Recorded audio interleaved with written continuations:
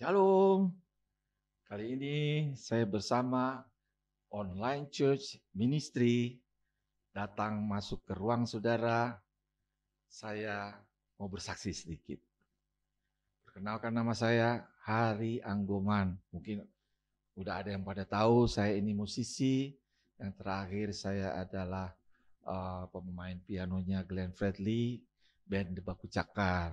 Dan sekarang Glennnya udah nggak ada, tapi tetap Baku Cakar itu jalan terus. Doakan terus karena saya minta juga teman-teman berdoa juga untuk acara ini. Karena kita akan ada di udara. Ya, sementara peperangan kita bukan melawan darah dan daging, tapi melawan penguasa-penguasa di udara. Jadi kita sedang perang di tempatnya si iblis. Jangan sampai kita kalah. Dan aku percaya melalui acara ini bahkan banyak orang akan diberkati. Ada amin teman-teman? Oke, saya kepengen bagi tentang investasi. Tuhan itu berinvestasi kepada ya setiap kita lah. Kenapa kita diberi talenta? Apapun yang Tuhan kasih talenta buat saudara, itu adalah investasi dari Tuhan. Saudara berbisnis, saudara apapun, musisi, singer, penyanyi, atau saudara usaha apapun, itu investasinya Tuhan. Dan semua itu Tuhan mau dibalikin kembali untuk hormat kemuliaan bagi Tuhan. Kalau kita sadar bahwa Tuhan berinvestasi melalui talenta. Saya main keyboard, saya main musik. Sekalipun saya main sekuler, tapi saya main dengan musik yang saya berikan untuk Tuhan. Saudara tahu Daud, kenapa Daud begitu disayang? Saya mau share tentang Daud sedikit. Selalu dia mengeluh kalau di Mazmur. Kita tahu sama-sama kan? Dia bilang, aku dikejar-kejar musuh, mau dibunuh. Bahkan Saul pun ingin membunuh dia. Dia mengeluh, tapi ketika selesai mengeluh, di Mazmur itu selalu ada Selah. Nah setelah Selah itu kenapa kok dia kuat? Dia bilang, aku akan berperang dengan kekuatan dari Tuhan. Nah, pertanyaannya, Selah ini apa? Kok bisa buat dia kuat? Buat si Daud ini kuat menghadapi musuh. Dia punya kekuatan, datang kekuatan dari Tuhan. Selah ini apa? Ternyata Selah itu adalah musik yang dipersembahkan Daud. Tanpa nyanyian, tanpa lirik, tanpa lagu kata-kata. Musik yang dia gembreng pakai dia punya kecapinya dia sikat itu, dia hantam musik yang dipersembahkan untuk Tuhan. Dan Tuhan berkenan. Cuma dengan musik aja Tuhan senang. Nah disitulah Tuhan berikan Daud kekuatan. Nah kembali kepada kita. Kita mesti berselah juga. Nah aku main sekuler, itu lirik Glenn Fredly mau ngomong tentang orang pacaran kek. Tapi musik yang aku mainkan ini aku persembahkan buat Tuhan. Saudara jangan alergi main sekuler. Terutama para musisi. Sekali lagi aku encourage teman-teman. Jangan alergi, jangan dilarang para musisi, apalagi musisi gereja. Jangan dilarang main sekuler. Karena begitu aku main keyboard, aku sudah doa, Tuhan, musik yang aku mainkan ini aku persembahkan untuk Tuhan. Sering orang tanya, habis konser Glenn yang besar, para artis ditanya, gimana sih lu? Nonton Glenn lu rasanya apa sih? Kok gue merinding. Nah merinding itu dari mana? Kalau nggak jamahan Roh Kudus. Karena aku main musik ini untuk Tuhan. Dia ada di atas pujian, dia ada di atas musik yang seperti Daud mainkan itu. Ya, tanpa lirik, tanpa kata-kata, musik bisa memuliakan Tuhan. Amin teman-teman. Nah itulah investasi Tuhan buat kita. Dia berinvestasi, dia tanam itu.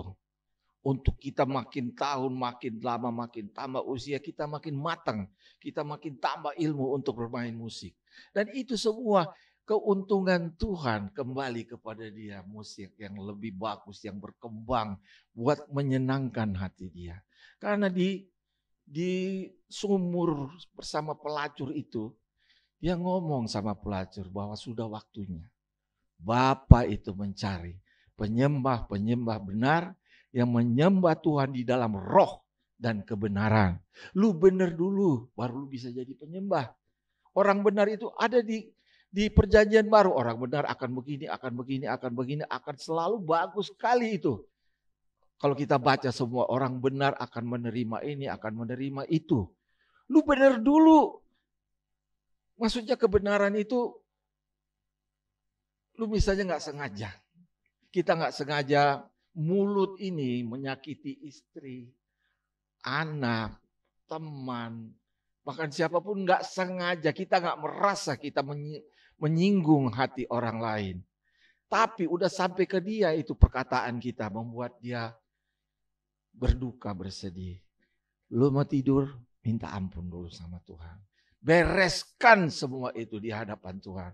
Dan kembali darah Yesus itu mengampuni kita dan membawa kita jadi manusia-manusia benar. Amin saudara. Ingat kebenaran akan memerdekakan kita. Kalau kita benar, gak akan ada utang kita sama siapapun. Gak ada satu setan pun iblis bisa mendakwa kita. Kalau kita menjadi orang yang benar. Nah lu benar dulu, baru lu boleh jadi penyembah. Ya, mau jadi penyembah itu lu gak kudus. Mau jadi worship leader, mau jadi pemain musik, menjadi singer, apapun yang lu lakukan untuk melayani. Kalau lu gak kudus, minta ampun, dimuntahin. Mulut lu menyanyi untuk Tuhan, tapi hati lu gak di situ. Dan lu tidak mempersiapkan diri, mempersiapkan punya hubungan dengan Tuhan untuk bawa jemaat ketemu Tuhan.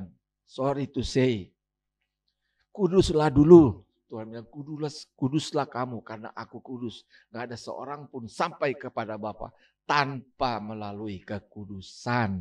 Kekudusan adalah harga mati. Maaf aku ngulang lagi ini, suami istri. Ada yang berselingkuh, menodai tempat tidurmu, bukan ngancem.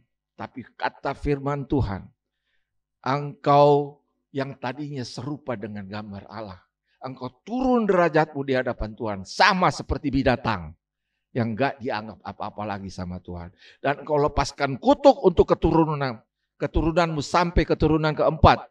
Jadi lihat aja kalau artis-artis atau siapapun kawin cerai. Lihat ke atas. Orang tuanya bikin apa?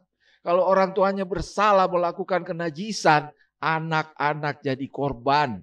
Kawin cerai. Baru kawin 1 bulan, pesta miliar-miliar, bercerai.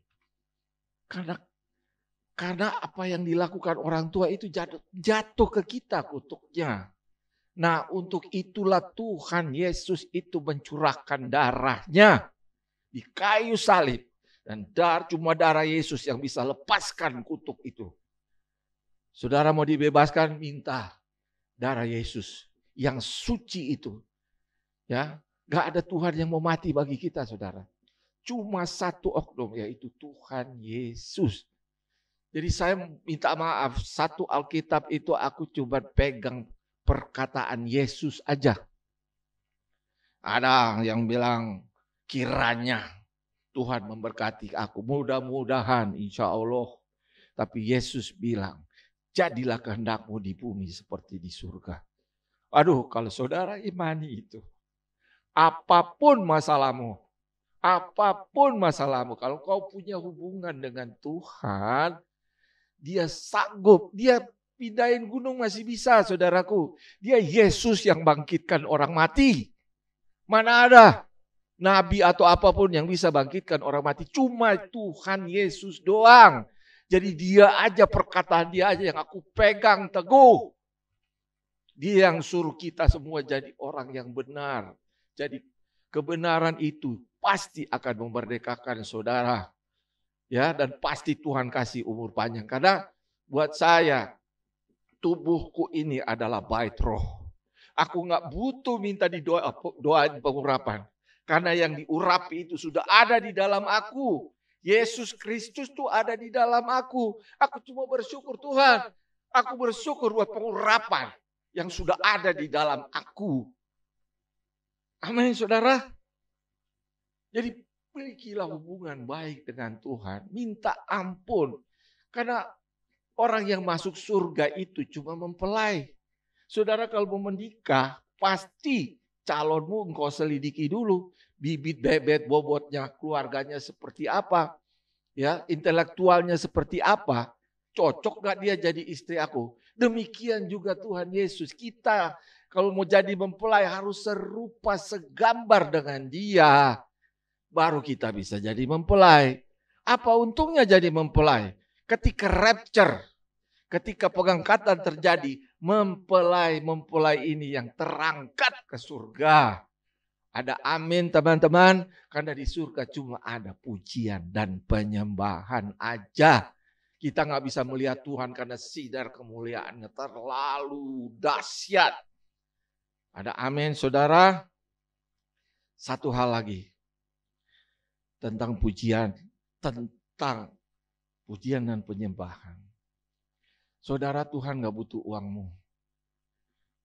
Gak ada tangan besar dari surga datang ambil perpuluhan. Tidak ada tangan besar datang ambil persembahan. Dia gak butuh duit kita. Gak butuh duit lu. Tapi dia cuma minta lu menyanyi untuk dia. Lu menyembah dia. Cuma dia butuh disembah karena dia gak bisa nyembah diri sendiri. Saudara, Tuhan itu begitu baik. Sampai mau mengorbankan anaknya. Dan begitu dia menginvestasikan talenta-talenta yang Tuhan berikan bagi kita untuk memuliakan dia lagi. Saudara, ada satu hal lagi yang aku kepengen share. Bahwa Tuhan itu baik. Ya. Bahwa lirik-lirik lagu yang diciptakan orang dengan yang minta kata-kata dari Tuhan, yang minta lirik dari Tuhan untuk membuat lagu. Itu super dahsyat. Jadi jangan ada yang ganggu. Kalau orang lagi ibadah, lagi dengar nyanyian, lirik itu sudah cukup untuk bawa orang ketemu Tuhan.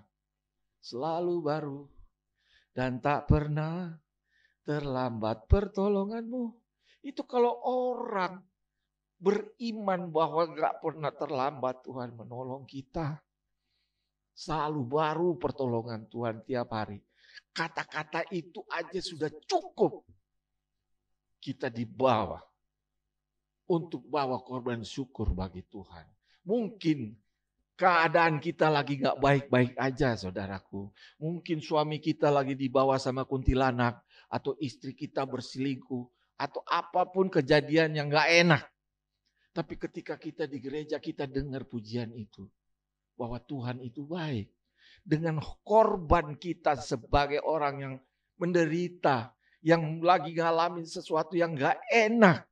Yang pokoknya yang menderita lah kita. Tapi kau harus setuju. Bahwa Tuhan itu baik. Kalau engkau setuju, itulah korban syukur yang engkau persembahkan. Engkau berkorban perasaanmu. Engkau berkorban bahwa harus setuju bahwa Tuhan itu baik. Itu korban syukur yang jadi dupa yang harum. Yang menyenangkan hati Tuhan. Terima kasih. Demikian kesaksian saya. Tuhan memberkati kita semua. Kalau boleh saya berdoa sedikit. Terima kasih Tuhan. Buat sehat kami hari ini. Tuhan apapun yang Tuhan lakukan bagi kami hari ini. Kami mau jadi berkat sampai ke ujung bumi. Tuhan sisa usia kami ini Tuhan. Pakai untuk memuliakan Engkau. Hanya itu tujuan kami. Hanya mau memuliakan Tuhan saja karena Engkau layak. Satu-satunya yang layak dipuji, layak disembah. Tuhan dalam nama Tuhan Yesus Kristus. Aku memberkati semua yang menonton acara ini. Kau terima berkat dari Tuhan yang sanggup bangkitkan orang mati. Tuhan yang sanggup pindahkan gunung. Tuhan bilang gunung pindah saudaraku. Apa masalahmu? Gak ada apa-apanya dengan gunung yang bisa pindah jatuh ke laut. Terima kasih Tuhan. Terima kasih Tuhan. Dalam nama Tuhan Yesus Kristus. Mari yang mengasihi Tuhan katakan amin.